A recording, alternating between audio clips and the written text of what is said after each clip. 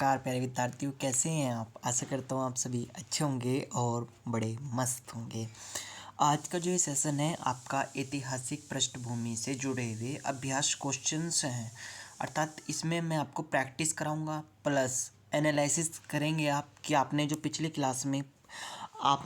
Class में पढ़ा है उसमें से आप कितना अपने माइंड में उसको स्क्रॉल कर पाए हैं, यानी उसको बिठा पाए हैं। ठीक है, और कितना आप उसके बारे में अब यहाँ पे क्वेश्चन अटेम्प्ट कर पा रहे हैं। तो ये बहुत अच्छी क्लास रहेगी।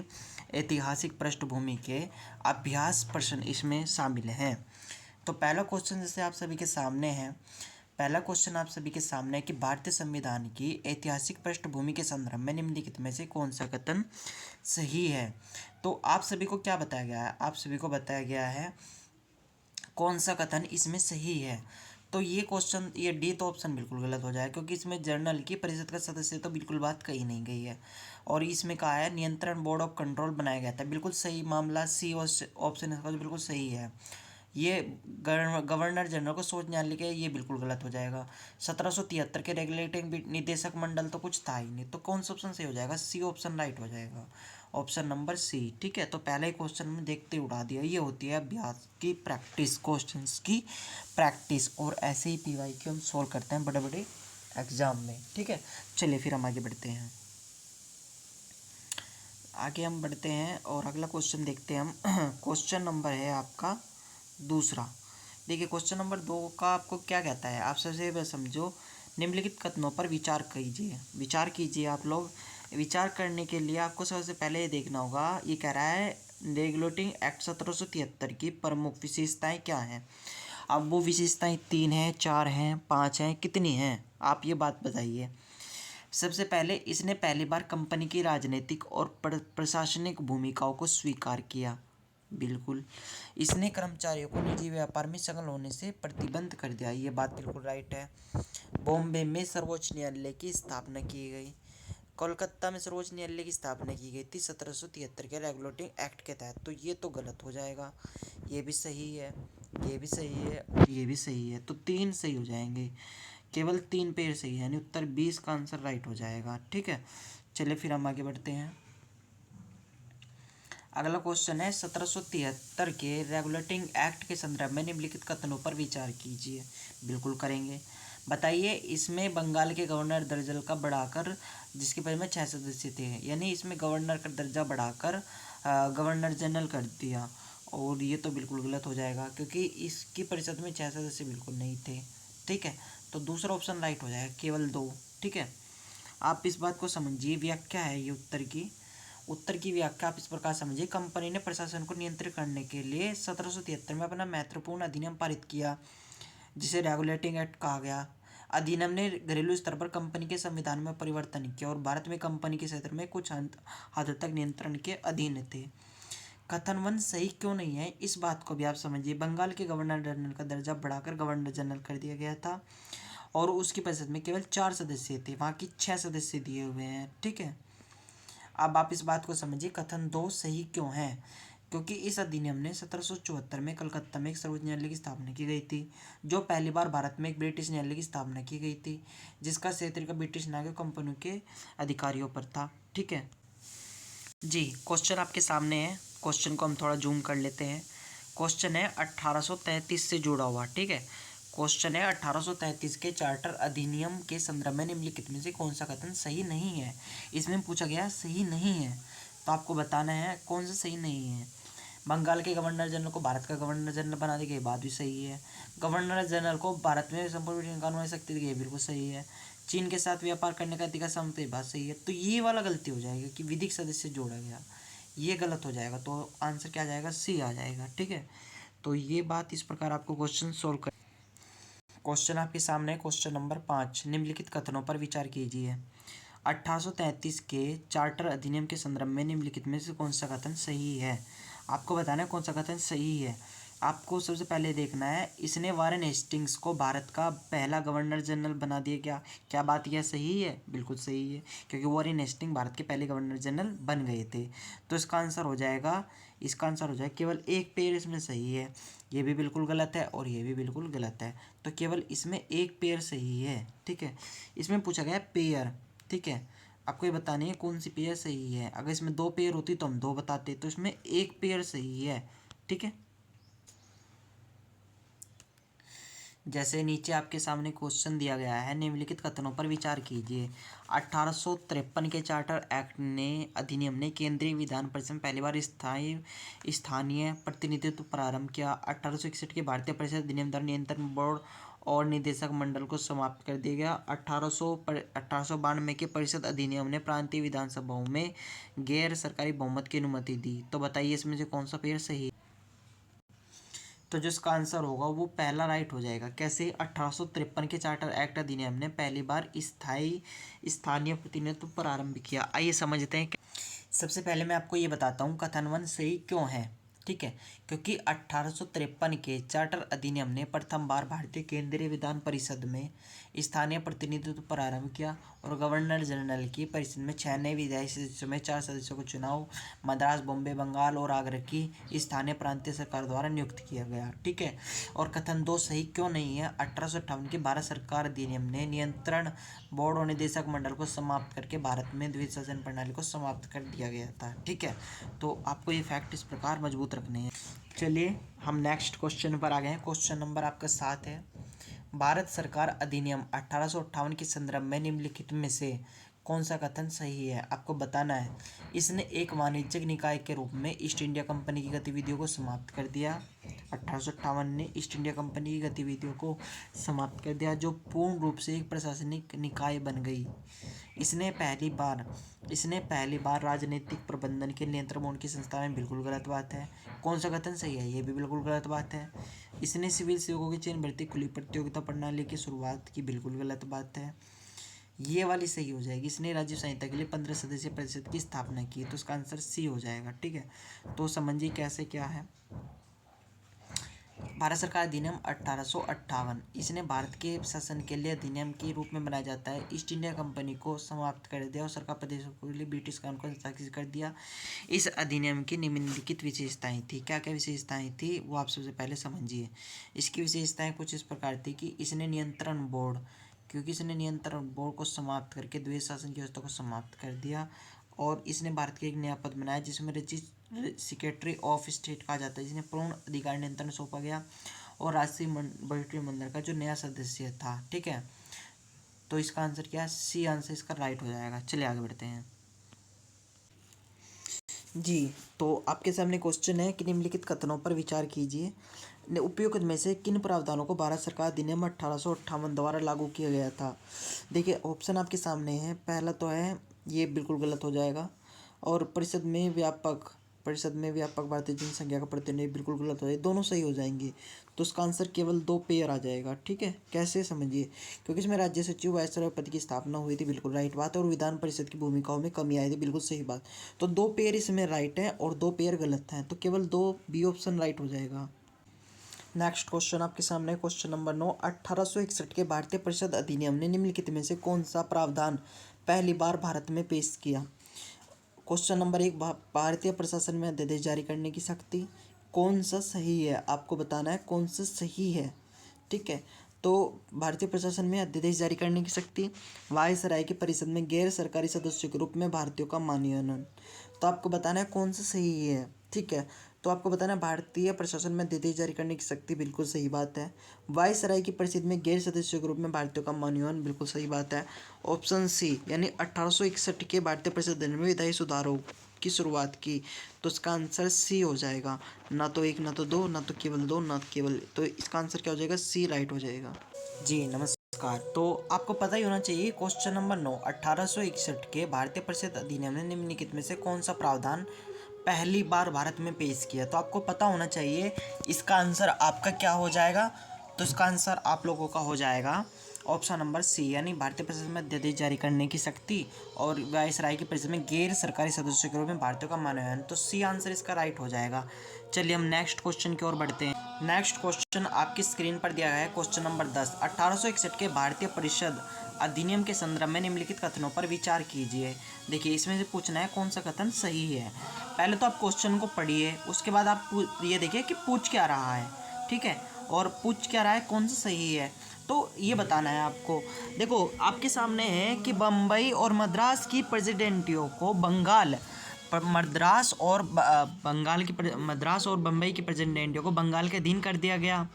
ये बात पूछ रहा है, और पूछ रहा है पोर्टफोलियो प्रणाली पहली बार शुरू की गई थी, और पूछ रहा है कानून निर्माण में भारतीय भागीदारी को पहली बार मान्यता दी गई।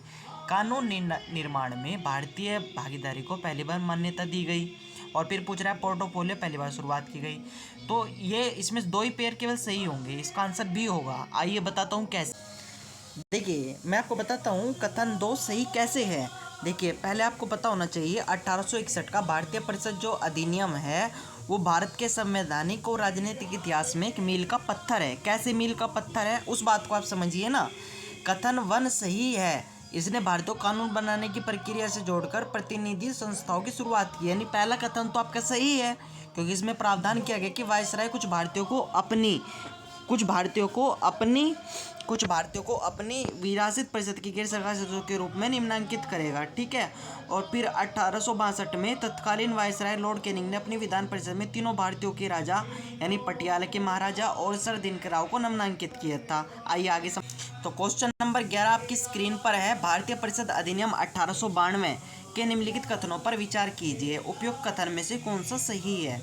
तो आपको बताना है इसमें से कौन सा कथन सही है।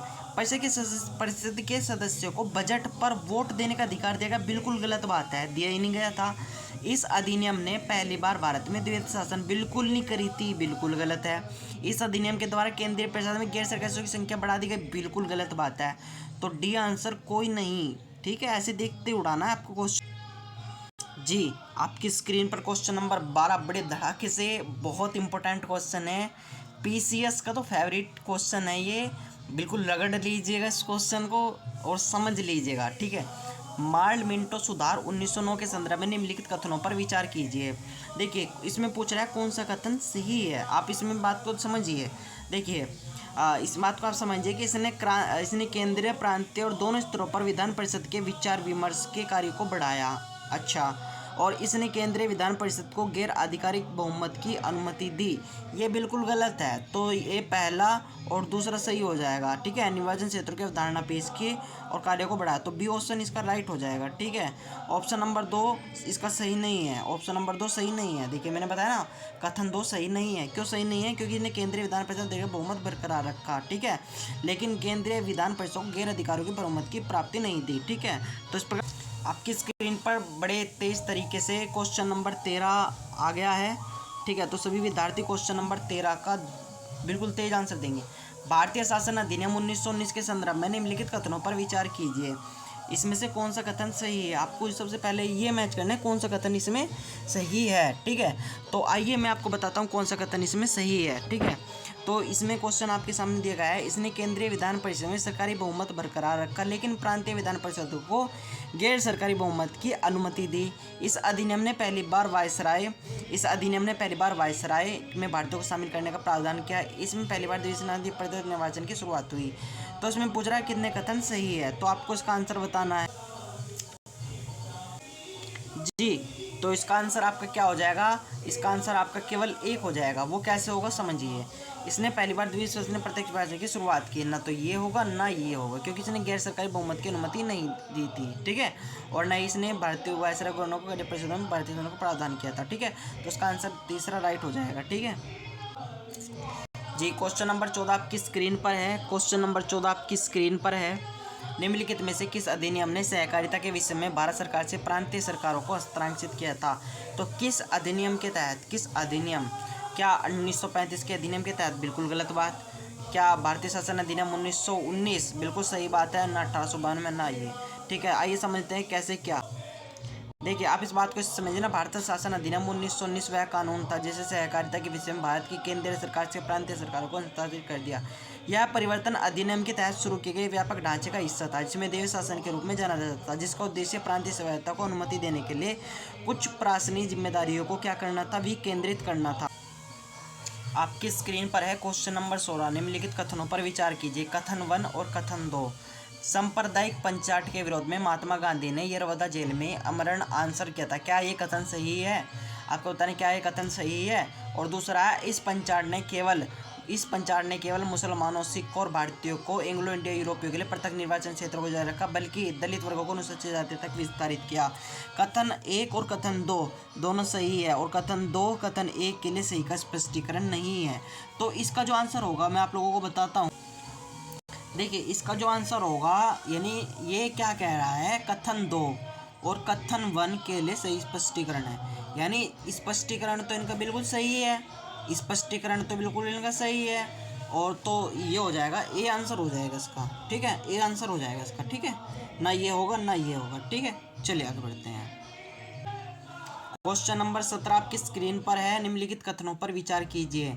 वर्ष 1919 भारतीय परिषद अधिनियम के द्वारा पहली बार प्रांतीय विधान परिषद में गैर सरकारी बहुमत जारी रखने की अनुमति मिली। दूसरा, वर्ष 1935 के भारतीय शासन अधिनियम ने पहली बार देश में द्विसदनीय व्यवस्था और प्रत्यक्ष चुनाव की शुरुआत की। वर्ष 1813 में चार्टर एक्ट में अधिनियम ने पहली बार सभी ब्रिटिश व्यापारियों को व्यापार करने की अनुमति दे दी गई। तो इसका आंसर बताना है आपको, क्या आंसर सही होगा। यानी आपको इसमें वर्ष 1919 के भारतीय परिषद अधिनियम में पहली बार गैर सरकारी बहुमत रखने पर, ये भी तो बिल्कुल गलत बात है, ऐसा तो हुआ ही नहीं। ठीक है, वर्ष 1919 में भारत शासन अधिनियम में पहली बार द्विसदनीय व्यवस्था प्रत्यक्ष चुनाव की शुरुआत की। ये तो मेरे प्यारे बच्चों, ये भी गलत हो जाएगा, ये भी गलत हो जाएगा, क्योंकि प्रत्यक्ष निर्वाचन और द्विसदनीय व्यवस्था 1935 में बिल्कुल नहीं है। मैंने पढ़ाया भी था आपको। सी आंसर राइट हो जाएगा इसका, केवल 1, ना तो केवल 2, ना कोई भी नहीं, ना 3। ठीक है, आगे बढ़ते हैं जी। तो क्वेश्चन आपके सामने है, क्वेश्चन नंबर 18। ठीक है, क्वेश्चन नंबर 18 आपको क्या कह रहा है। सबसे पहले आप उस बात को समझिए, भारतीय संविधान की निम्नलिखित विशेषताओं में से कौन सी विशेषताएं भारतीय संविधान 1935 से ली गई हैं। बहुत इंपॉर्टेंट क्वेश्चन है। देखिए, समझिए इस क्वेश्चन को, क्या कह रहा है ये कह रहा है कि कौन सी विशेषताएं 1935 से ली गई हैं। तो इसमें से राष्ट्रपति के निर्वाचन की विधि नहीं ली गई है, 1, 2, 3 तीनों ली गई हैं, तो उसका आंसर बी हो जाएगा। ठीक है, चलिए फिर आगे बढ़ते हैं। चलिए क्वेश्चन नंबर 19 देख लेते हैं बड़ी तेजी के साथ। क्वेश्चन नंबर 19, भारत शासन अधिनियम 1935 के संदर्भ में निम्नलिखित कथनों पर विचार कीजिए। ये पूछ रहा है कौन सा सही है, तो आपको बताना है। इसने भारत शासन अधिनियम 1800 के द्वारा भारतीय परिषद को समाप्त कर दिया। ठीक है, और इसने ये तो बिल्कुल गलत है, 11 प्रांतों में, बिल्कुल गलत। तो 1 और 3 C answer is the right, ना तो ये ना ये ना ये। ठीक है, चलिए आगे बढ़ते हैं। क्वेश्चन नंबर 20 बड़े तेज़ी से करेंगे आप लोग। क्वेश्चन नंबर 20 बड़ी तेज़ी से करेंगे आप लोग। क्या हुआ ये, क्वेश्चन नंबर 20। इसने कथनों पर विचार कीजिए। एक विधायी निकाय के रूप में संविधान सभा की अध्यक्षता डॉक्टर राजेंद्र प्रसाद ने की थी, और भारतीय संविधान सभा की अंतिम बैठक 24 जनवरी 1950 को हुई थी। सर एम राव सभा के सचिव थे, तो इसका आंसर हो जाएगा, ये भी गलत हो जाएगा। ठीक है सर बी एन राव सभा के सचिव थे। नहीं, ये तो सही होगा। भारतीय संविधान अंतिम बैठक 24 जनवरी 1950 और अध्यक्ष, ये बिल्कुल गलत हो जाएगा, ये गलत हो जाएगा, क्योंकि संविधान सभा की थी, जबकि विकास निकाय के रूप में नहीं की थी। तो इसके आंसर 2, यानी केवल 2 पेयर सही होंगे, ऑप्शन बी। ठीक है जी। क्वेश्चन नंबर 22 आपके सामने है। उद्देश्य प्रस्ताव के संदर्भ में कथनों पर विचार कीजिए। संविधान सभा की बहस के दौरान डॉक्टर भीमराव अम्बेडकर द्वारा संविधान का मसौदा तैयार किया गया, उसे पेश किया गया, और ये बात बिल्कुल सही है। ठीक है, और इसे संविधान सभा विधेयक का अपना, ये बिल्कुल गलत बात है। इसने वचन घोषित किया, बिल्कुल। तो 2 ऑप्शन सही, केवल 2 पेयर सही हो जाएंगे। ठीक है, ये कथन 1 सही नहीं है। इस संविधान सभा बहस के दौरान डॉक्टर भीमराव अम्बेडकर तैयार किया, पेश किया गया, नहीं, ये गलत है, ये गलत है। आपको बताते हैं कैसे।